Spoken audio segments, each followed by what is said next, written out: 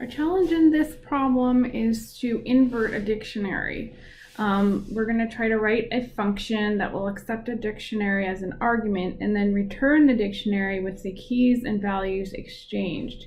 So for example, if we have a dictionary with keys A, B, C, D and values 1, 2, 3, and 4, we should turn that into a result that flips the keys and the values, and notice that the keys have now become strings. So let's just get started here.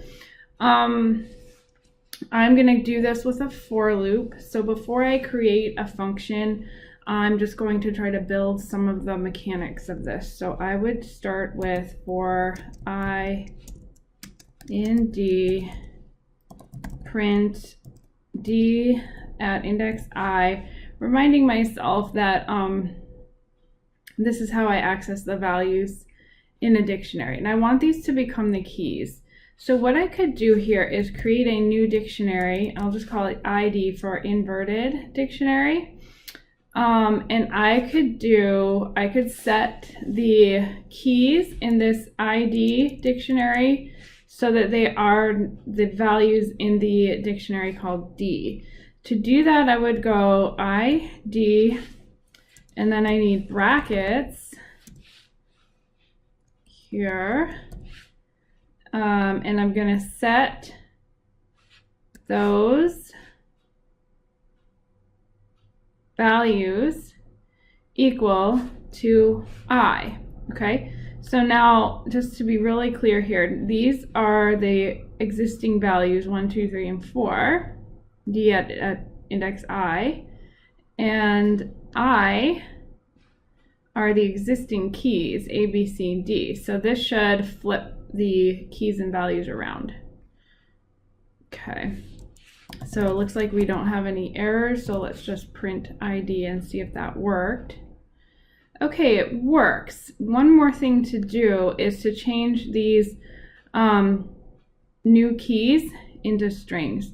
So we can do that by wrapping in the string function,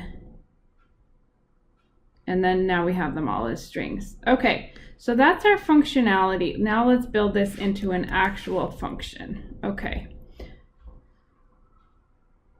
and I'm gonna do this with def, and I'll call it invert, and then the parameter I'm going to use is DCT. I always want to try to distinguish between the parameters and the arguments. D is going to be the argument, right? DCT is a parameter. That's our placeholder. So following my logic from before, I'll go ahead and say, I'm going to call this something new, DC, for the inverted dictionary. That's going to equal an empty dictionary. Start with that, and then I'll go for I in DCT.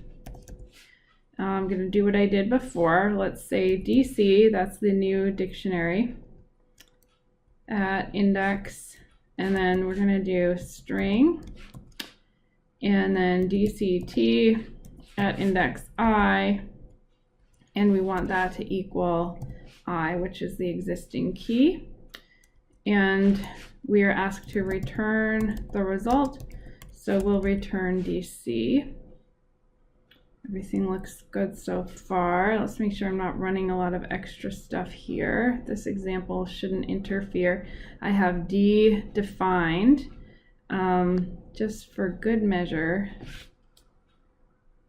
let's move this so we can see the whole thing. Okay, just to be really clear, this is the function defined in lines 28 through 32.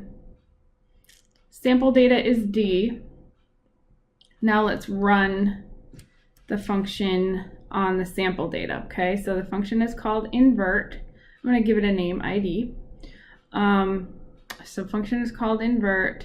D is the sample data, and I want to see that result. For I in DCT. Okay, there we go. Looks like it's working. Okay. So just, I think the trick here is to remember how to access the values in a dictionary, and then another trick is remembering that we can reassign new key value pairs by using this syntax. So referencing the new dictionary, assigning a new key, which is the string, and then assigning that a value, which was the existing key. So that's how to invert a dictionary.